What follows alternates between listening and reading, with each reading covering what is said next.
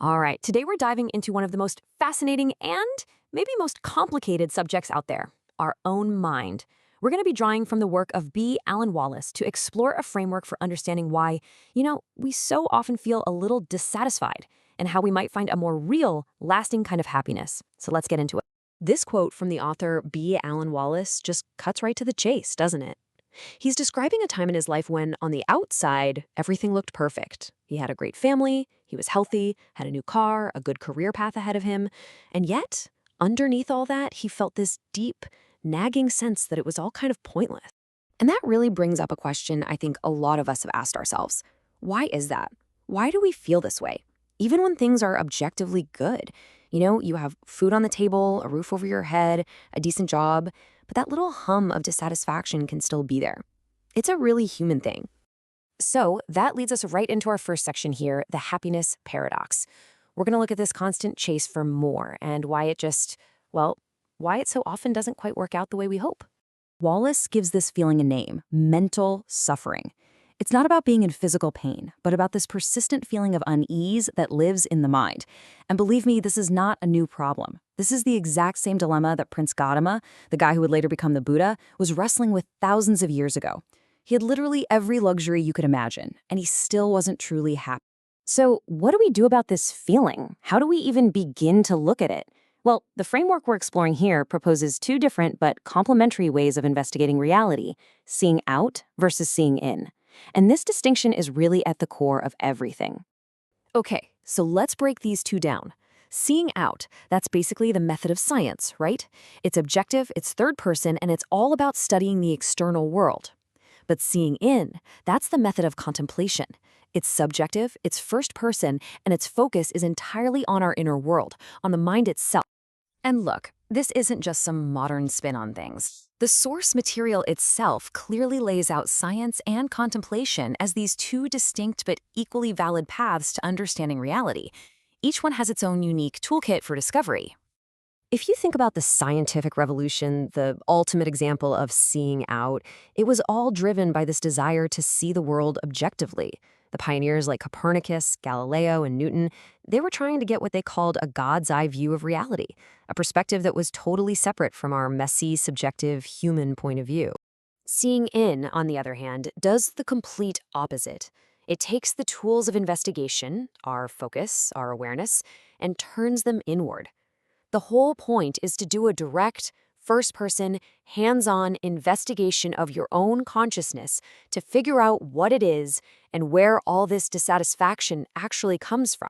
And this leads to a pretty powerful idea, which is our next section. Thinking of the mind as its own laboratory. It's an empirical approach, where if you want to study the mind, the main instrument you're going to use is the mind itself. And this is crucial. This whole approach is not about blind faith. It's deeply empirical. The Buddha's invitation wasn't come and believe, it was come and see. He literally encouraged people to test out his teachings for themselves, like you would test gold to see if it's real. So the core technique for this inner science is what we call mindfulness, and it's defined here as a really rigorous kind of mental training.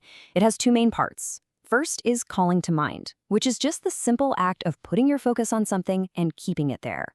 The second part is cultivating, which means getting better and more skillful at nurturing that focus over time. And this isn't just some vague, go-with-the-flow thing. The process is super systematic. It follows what are called the 4 applications of mindfulness. You start by training your attention on the simple, raw sensations of your body. Then you move on to just observing feelings as they come and go. After that, you start looking at mental events like thoughts and emotions. And finally, you broaden that awareness out to, everything. It's a very structured path for this deep personal research. So, what's the point of all this training? Where does it lead? Well, it's about way more than just lowering your stress levels. It's about tapping into a radically different kind of happiness. To really get what this means, you have to hear the story of Palden Gyatso. This was a Tibetan monk who was imprisoned by the Chinese and endured 33 years of absolutely brutal torture. I mean, by any external measure, his life was a complete nightmare. But his internal state tells a very, very different story. This is what he said after he was finally released. "I feel no hatred for those who tortured me." Just let that sink in for a second. After decades of unimaginable suffering caused by other people, he was free from hatred. That is an incredible example of a mind that has been liberated from its own worst enemies, no matter what's happening on the outside. That is genuine freedom. So this kind of authentic well-being is said to come from three main sources. The first is the happiness that comes from ethical blamelessness, that feeling of peace you get from not causing harm. The second is the superior kind of mental balance, the kind you get through this kind of dedicated training. And the third is something called truth-given joy, a deep happiness that comes from seeing reality clearly.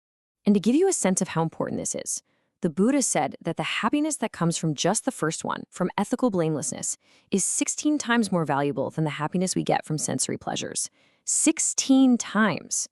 That's a staggering claim, and it really makes you wonder why. Maybe it's because this isn't just a fleeting pleasure. It's a deep, abiding peace that comes from a mind that isn't weighed down by guilt or regret. It suggests a whole different way of looking at what truly matters. So we'll end on this thought.